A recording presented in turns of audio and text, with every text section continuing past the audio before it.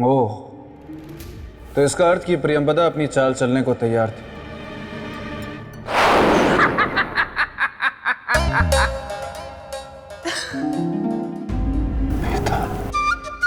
कोई कितने भी कद्दू में तीर क्यों ना मार ले, मेरे मित्र विक्रमादित्य से जीतना असंभव था। बेताल,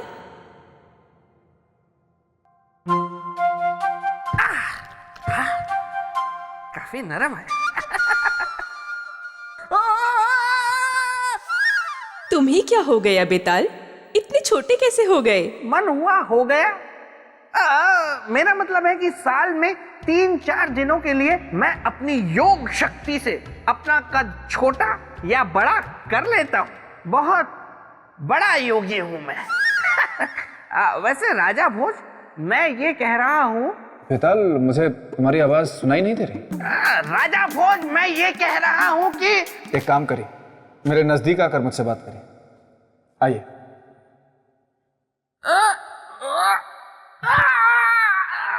बड़े पथरीले हाथ है, दूध मलाई लगाया करो।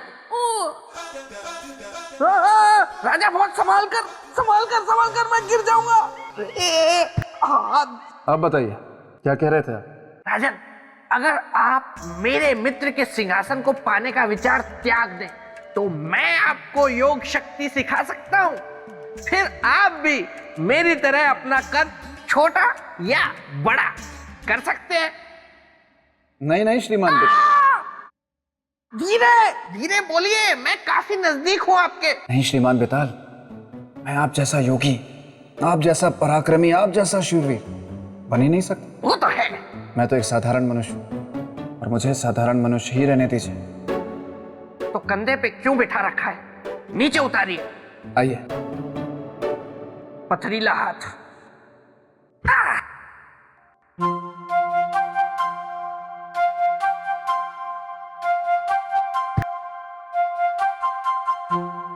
हाँ तो देवी, आगे क्या हुआ?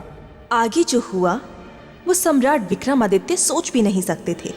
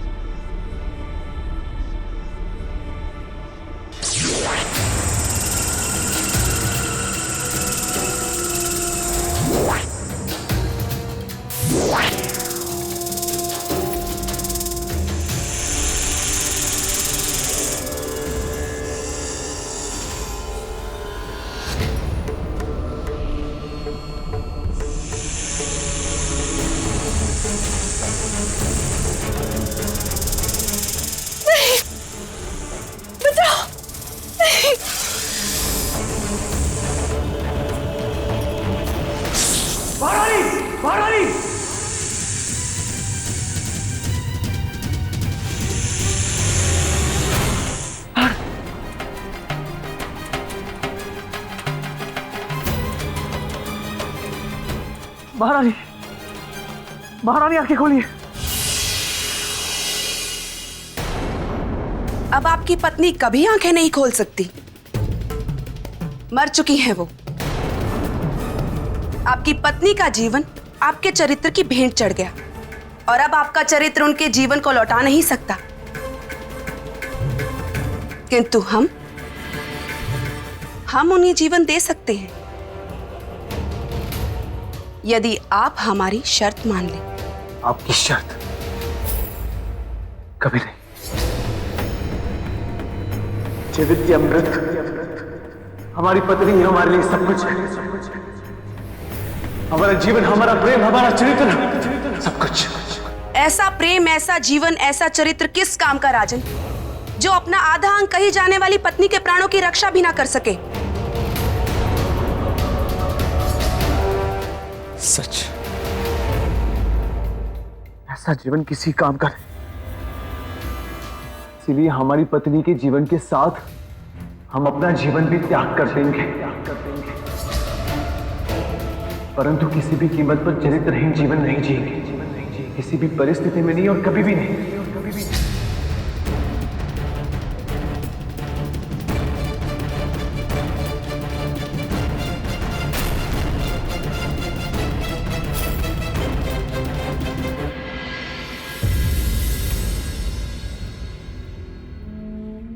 महारानी, हमने जीवन भर आप ही से प्रेम किया और आप ही के साथ जीवन बिताने के सपने देखे।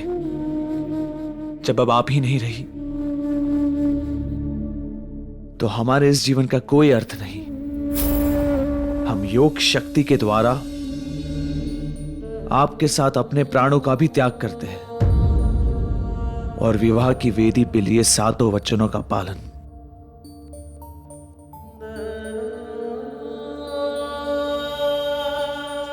ओम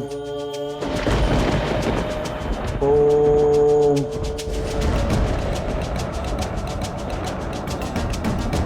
ओम अग्निदेवाय नमः। ओम अग्निदेवाय नमः। ओम अग्निदेवाय नमः।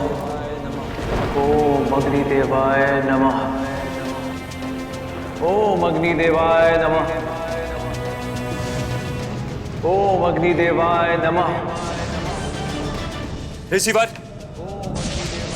ये एक चरित्रवान की परीक्षा लेने का परिणाम है कि उसके तेज और संकल्प से आज इंद्रासन भी डोलने लगा है और कल इस संसार से सारा धर्म, सारा पुण्य भी समाप्त हो जाएगा, क्योंकि वह चरित्रवान सम्राट विक्रमादित्य अपने जीवन को समाप्त करने लगा। ओम अग्निदेवाय नमः। और यदि ऐसा हुआ तो इसके उत्तरदायी केवल आप होंगे ऋषि दुर्वासा, केवल आप।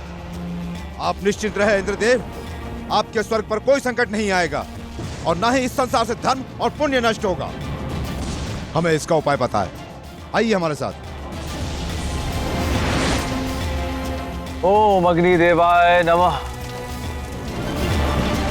ओम अग्निदेवाय नमः। ओम अग्निदेवाय नमः। ओम अग्निदेवाय नमः।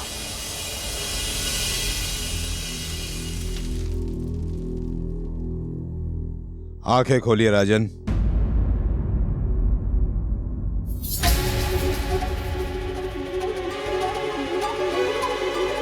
आप सब लोग यहाँ?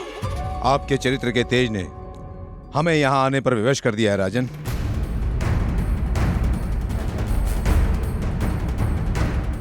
हम क्षमा चाहते हैं। नहीं राजन, क्षमा आप नहीं, क्षमा तो हम आपसे मांगेंगे। आप? मुझे क्षमा कर दीजिए राजन, क्योंकि ना चाहते हुए भी मुझे ऋषि दुर्वासा के आदेश पर आपके चरित्र की परीक्षा लेने आना पड़ा। परीक्षा? हाँ राजन, पर हम आपसे हार गए। किंतु इस परीक्षा में हम भी तो पराजित हो गए। नहीं राजन, आप पराजित नहीं हुए। कैसे पराजित नहीं हुए? परीक्षा हमारी ली जा रही थी, परंतु दंड?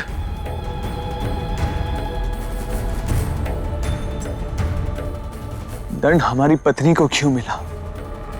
ऐसा नहीं है राजन, इन्हें पुनः देखिए।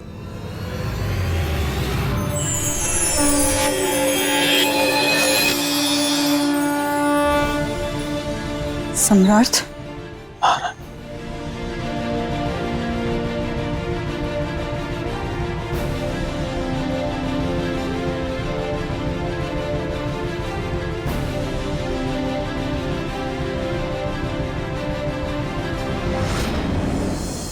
तो बताइए ऋषिवर, क्या विचार है आपका सम्राट विक्रमादित्य के संबंध? केवल एक, न भूतो न भविष्यतो। अब ये सिद्ध हो चुका है कि संपूर्ण सृष्टि में सम्राट विक्रमादित्य के समान चरित्रवान न कोई है और ना कोई भविष्य में होगा।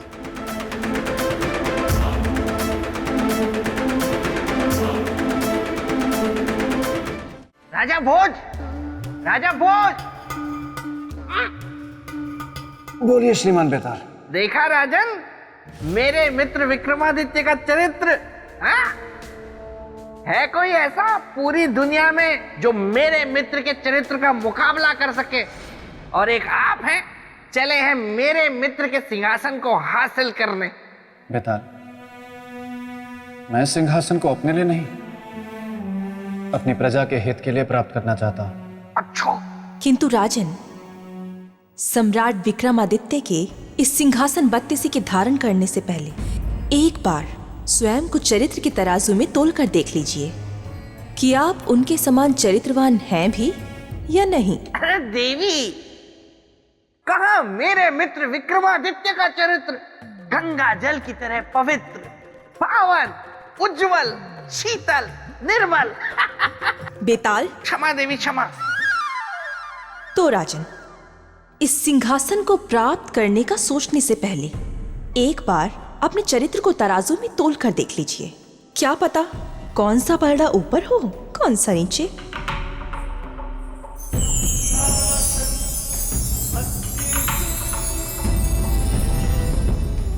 राजन, अच्छा हुआ आप आ गए थे। जब जब आप दुविधा के दलदल में धंसेंगे, मैं आती रहूंगी आपकी सहायता के लिए। राजन, क्या आप जानते हैं एक राजा का चरित्र क्या होता है? देवी महामाया, इस विषय पर मैं आपसे जानना चाहूंगा। प्रणाम देवी। देवी प्रणाम, देवी प्रणाम। बेताल, प्रणाम। आपकी ये दुर्दशा कैसे हुई? अब आपसे क्या छुपाए देवी, फिर भी सुनिए। मेरे साथ असल में ये हुआ कि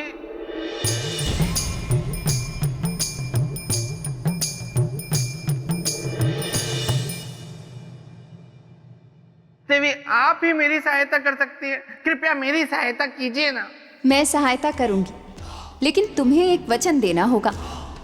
तुम यहाँ से प्रेत लोक वापस चले जाओगे। हाँ, मैं वचन देता हूँ, मैं चुपचाप प्रेत भूमि वापस चला जाऊंगा।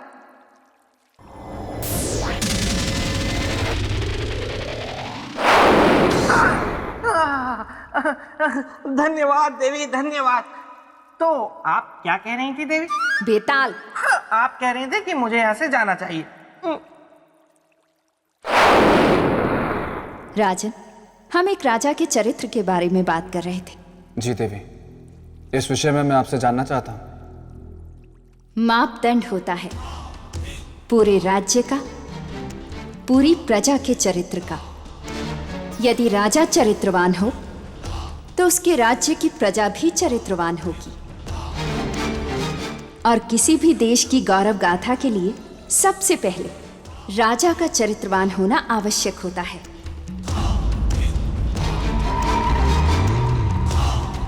किंतु राजन, इसके विपरीत यदि समाज में कोई चरित्रहीन निकले या किसी के ऊपर चरित्रहीन होने का झूठा दोष लगे, तो आपके विचार से उसे क्या करना चाहिए?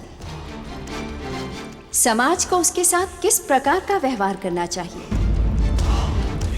किसी के ऊपर चरित्रहीन होने का झूठा दोष लगे तो आपके विचार से उसे क्या करना चाहिए?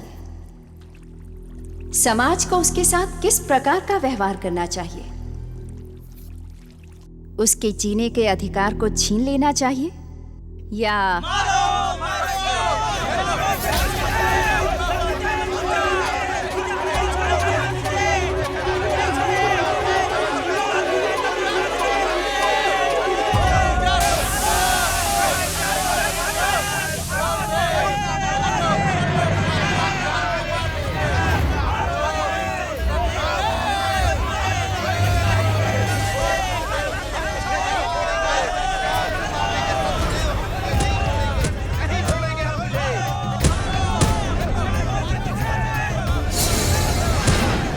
ये लोग तो इस बालक को मार डालेंगे।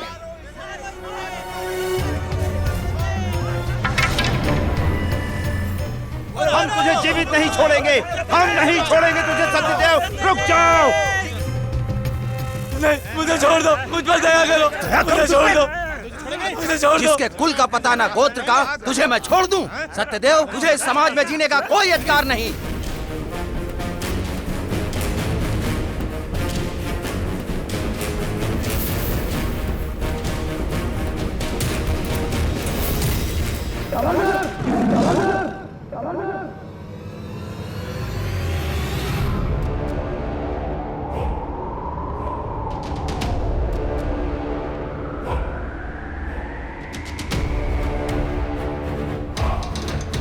कौन हो तुम? चले जाओ यहां से। आखिर हो कौन तुम?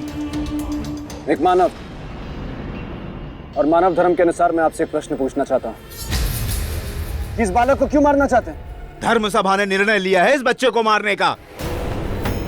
धर्म सभा के अनुसार ये घातक है हमारे समाज के लिए। ईश्वर पुत्र और घातक? हाँ, क्योंकि इसका कोई कुल नहीं है। ना तो इसका कोई पितृकुल है, ना गोत्र है, ना धर्म है। ऐसे व्यक्ति के जीवित रहने से समाज दूषित हो जाएगा, इसलिए इस बालक का मरना जरूरी है। मारना मानवता नहीं है, इसलिए मैं मानवता के मार्ग से नहीं हटूंगा। यह अधर्म है, पाप है। पाप और पुण्य की बातें मत करो अजनबी, हट जाओ हमारे मार्ग से,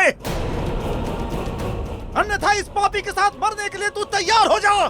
खबरदार, जो आगे बढ़े। चले जाओ वरना तुम्हारी भी हत्या कर दी जाएगी।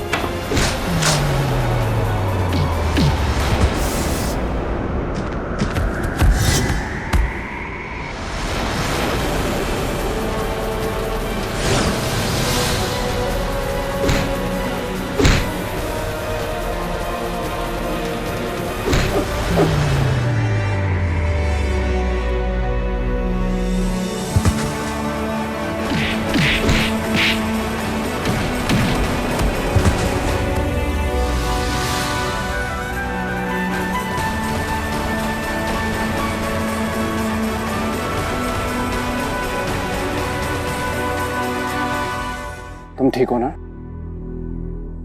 ए अजनबी, ये तुमने ठीक नहीं किया।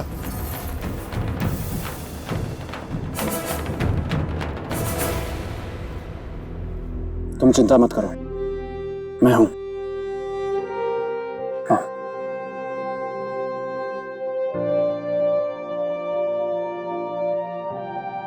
आपने मुझे क्यों बचाया राजन?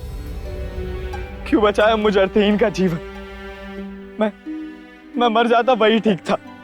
ऐसा नहीं कहते बालक, तुम पहले शांत हो जाओ और मुझे विस्तार में बताओ कि ये आखिर बात क्या है? बात बस इतनी सी है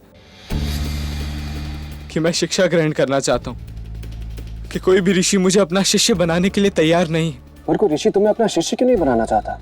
क्योंकि सब मुझसे पहले गोत्र और कुल पूछते हैं, मेरे पिता का नाम पूछते हैं। तो इसमें कौन सी कठिनाई है? पर मैं ये नहीं जानता कि मेरे पिता कौन है। मेरी माँ ने मुझे बताया कि मेरे कोई पिता नहीं, जिनके कारण मेरा कोई कुल नहीं, मेरा कोई गोत्र नहीं, और जब ये दोनों नहीं है तो मेरा कोई चरित्र भी नहीं है। और इस समाज में उन्हें ही जीने का अधिकार है जिनके पास उनका कुल हो, उनका गोत्र हो।